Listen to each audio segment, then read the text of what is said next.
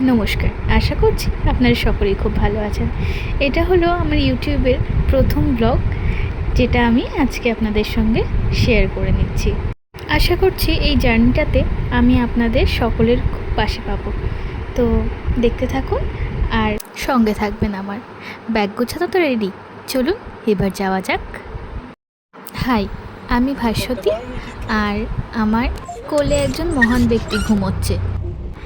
রাত পোহাতে বেরিয়ে পড়লাম নতুন এক গন্তব্যের উদ্দেশ্যে।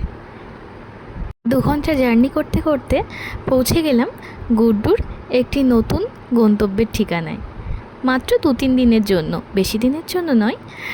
উনি আমাদের কাছে খুবই বিশ্বস্ত একজন মানুষ। আমরা যখনই কোথাও ঘুরতে যাই, গুড্ডুকে যখন নিয়ে যেতে না পারি, তখন আমরা ওনার কাছেই রেখে যাই। তো আফটার অল 3-4 ঘন্টা জার্নির পর একটি ছোট্ট ব্রেক, সঙ্গে একটু খাওয়া দাওয়া আর একটু গল্পগুজব, আড্ডা আর একটু সেলফি তোলা। ফাইনালি খাওয়া দাওয়া শেষ করে আমরা আবার গন্তব্যের উদ্দেশ্যেই রওনা হলাম। দেখতে দেখতে প্রায় 6-7 ঘন্টা জার্নির পরে আমরা ফাইনালি পৌঁছে গেলাম দীঘার গেটের সামনে। তো সমুদ্র যখন টেনেছে, যেতে তো হবেই। আর কথা বলতে বলতে পৌঁছেও গিয়েছিলাম হোটেলের একদম সামনাসামনি। এই হোটেলটা আমি আগে থেকেই বুক করে রেখে দিয়েছিলাম। তো যাওয়ার পর কিছুক্ষণ ওয়েটিংয়ে ছিলাম এবং ওরা রুমটা ক্লিন করছিল, তার মধ্যে আমরা একটু ভিডিও তুলে নিয়েছিলাম। আর তারপরে ওরা রুমটা ক্লিন করার পরে আমরা রুমে এন্ট্রি করলাম। আমাদের এই রুমটি একেবারেই সি ভিউয়ের একদমই সামনাসামনি, ব্যালকনি থেকে সি ভিউটা দেখা যায়। তো আমরা একটুখানি ভিউটা দেখেও এনজয় করলাম। আর আমাদের পৌঁছানোর ঠিক ঘণ্টাখানেকের মধ্যেই খুব কালো করে আকাশ মেঘে ছেয়ে গিয়েছিল। দৃশ্যটা যদিও খুবই সুন্দর। ওকে, আজ তাহলে আসি। ভিডিওটি এই পর্যন্তই, দেখা হবে পরের একটি নতুন ভিডিওতে। ওকে, বাই।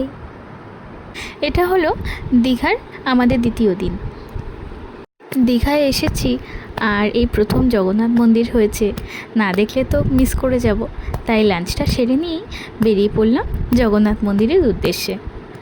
আপনারা বিশ্বাস করবেন কি না জানি না, তবে আমার যখন 3 বছর বয়স ছিল, তখন আমি বাবা মায়ের সঙ্গে পুরীতে গিয়েছিলাম ঘুরতে। কিন্তু তারপরে আমার কখনোই আর পুরী যাওয়া হয়নি, আর জগন্নাথ মন্দির দর্শনও আমার হয়নি।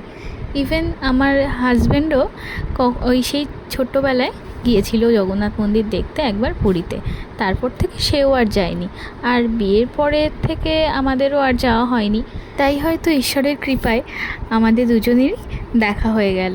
আর সঙ্গে আমার ছোট্ট পাপা তো রয়েছেই।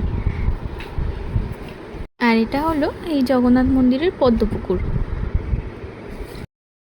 হোক, যেহেতু পুরীর জগন্নাথ মন্দির দেখতে পারিনি, তো দীঘায় এসে এই আক্ষেপটা কিছুটা হলেও মিটল।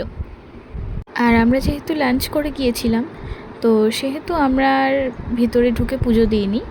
তো বাইরে থেকেই দেখেছিলাম এবং চারপাশটা ঘুরে ঘুরে দেখছিলাম মন্দিরের। খুবই সুন্দর, আর রাত্রেবেলা তো দেখতে আরও সুন্দর লাগে। যাই হোক, আজ তাহলে এইটুকুই। দেখা হবে পরের একটি নতুন ব্লগে। ততক্ষণের জন্য আপনারা সবাই ভালো থাকবেন। ওকে, বাই।